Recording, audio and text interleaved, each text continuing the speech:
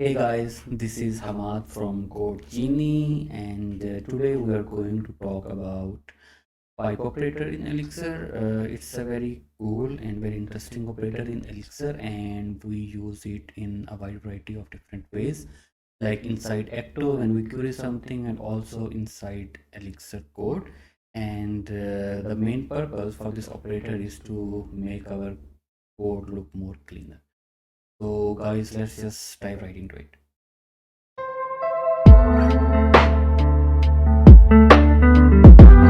So first, let's just learn in theory what actually pipe operator is. And first, it takes output from one side and it processes that output and then put it as a first argument in the second function. By function, I mean it might be a default function that comes with Elixir, like the string or enums, or it might be a custom one that you write inside the module. So it just depends. So it just takes something from one method and then just pass it down to the other one. And the second one is that it transforms data through multiple stages. And when I say stages, it doesn't mean gen stages or stuff like that. It simply means that if we have multiple functions inside the pipeline, then it just takes data from one function, pass it to the other, and the other one, second, third, fourth, fifth, it doesn't matter how many functions are piped together. So basically it's a pipe and everything is moving inside of it. And there is no need to reassign output to separate variables, because like if you think, if we want to like count something and then we want to transform that number into something else, then we need to reassign the output every time. Okay, we will just see the real example shortly. Just bear with me for a minute now. Okay, and next let's see some code examples. Now here you can see there's a code snippet here, and here we have a module, and inside it we're just filtering. Okay, now we have array of maps. Inside each map we have name, age, and the hobby. So inside this filter students method, you can see on line 3 we are filtering by age, and then we're filtering by hobby, and then filtering by name. Okay, now there are three variables, and every time we filter something we assign it to a variable, and then we just use that variable inside the second function. Like we're using filter by age result inside filter by hobby, and filter by hobby result inside filter by name. So as you can see that it looks okay. I think like it's not that bad, but I think we can make it better with pipe operator. Now on the right hand side we are using the pipe operator, and you can see that first we are filtering it, and then we are by name, and then by age, sorry, and by hobby and by name.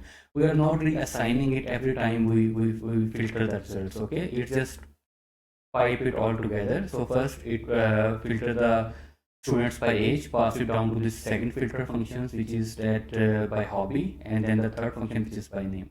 So every time like in line number 3, when we get the students where age is greater than 18, we pass that result as a first argument inside this line number 4, where we are filtering by hobby, and same thing on the line number 5. So I guess enough talk about the theory. Let's write some code, and it will make you understand better. Now for the code part, what we will be using is Elixir Livebook.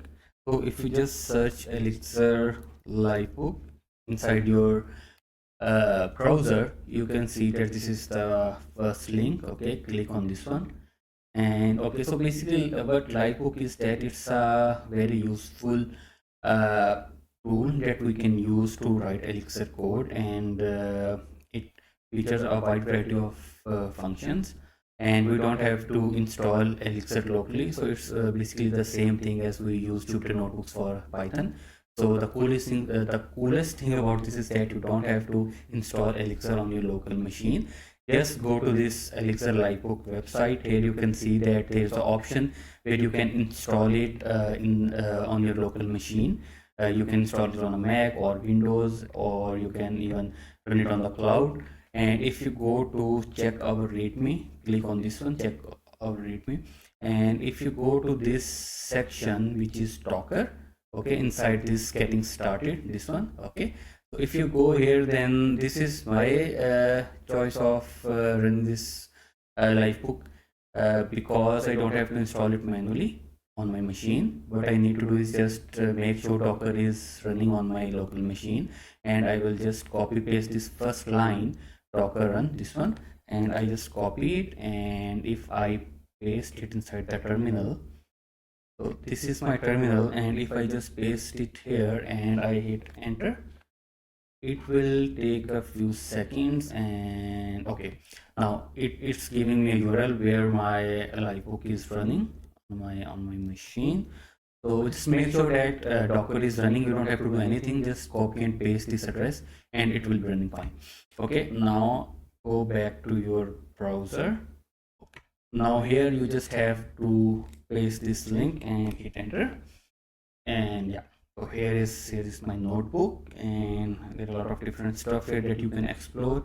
On the top right corner there is this new notebook, so click on this one, and here I have my notebook open, and I can write the code here and evaluate it. So for example, let's let's define a string which is Elixir is, sorry about that, there is some, okay, and you can execute it like this one.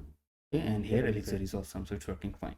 Now on the second line, what we can do is we can separate each character inside this string. Okay, what I mean by that is, if I write like this one, string, and then I pass it down inside a string function which is string, and you see it's even giving me the suggestions, which is very cool.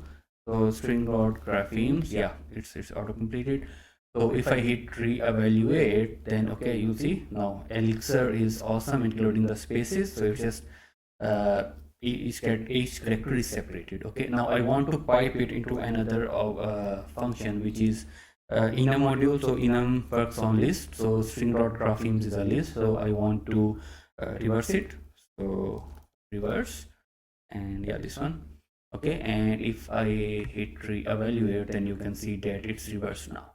Now you can see that the main thing to grasp from here is that I have a string and I am just transforming it by piping it down into different functions. I don't have to reassign the output of each of these functions separately. Okay, I can pipe as many functions both from the string enum modules which comes with Elixir or even my own. Okay, so if I want to like sort it, then I can just say enum dot sort this one, and I hit re-evaluate and it just sorted down.